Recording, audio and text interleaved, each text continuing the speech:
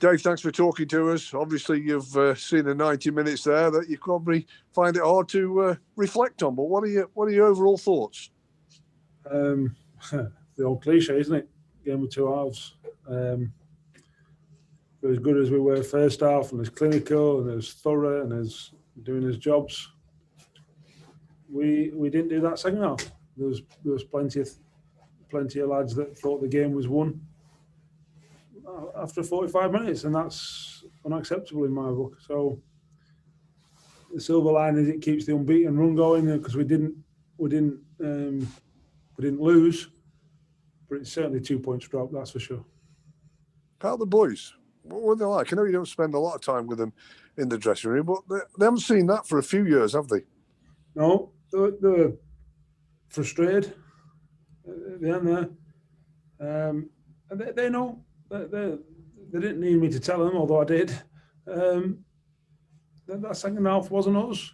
Don't get me wrong, first half, we scored goals really through counter-attacking because Rochdale had a lot of possession. They're also a good team and they passed the ball well. I think they're in a false position in the league. However, when you're 3-0 up, however way that comes about, you've got to make sure that you still do what you need to do and answer any questions that the opposition ask of you. And it wasn't a case of building pressure. It was conceded from 2 set pieces, albeit one's a second phase. And there was no real pressure throughout the game, although they were in the ascendancy. And you go, that's not.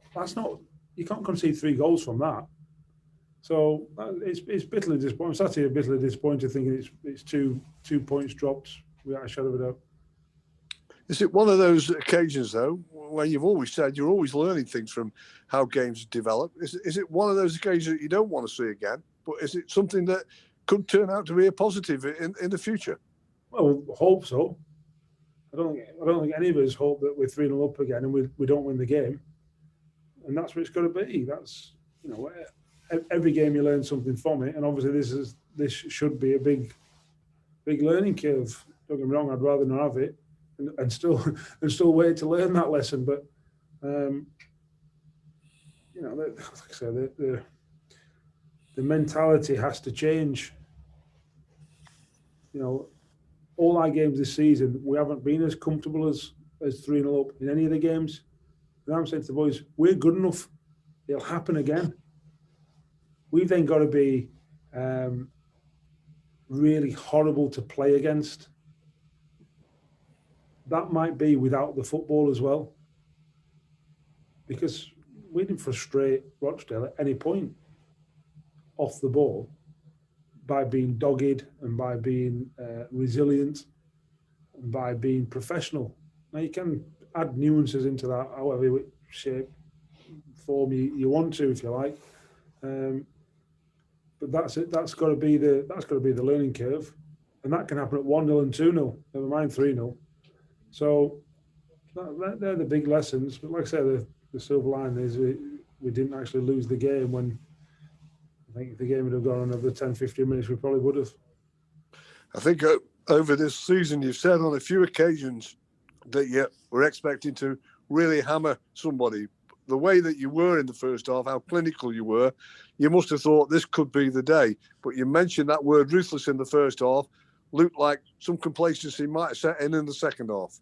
Yeah, well, I think after about 50 minutes of the second half, we had 5 great chances to go 4-1 up. And then there's obviously the penalty, the referee changes his mind, and that gives them another boost.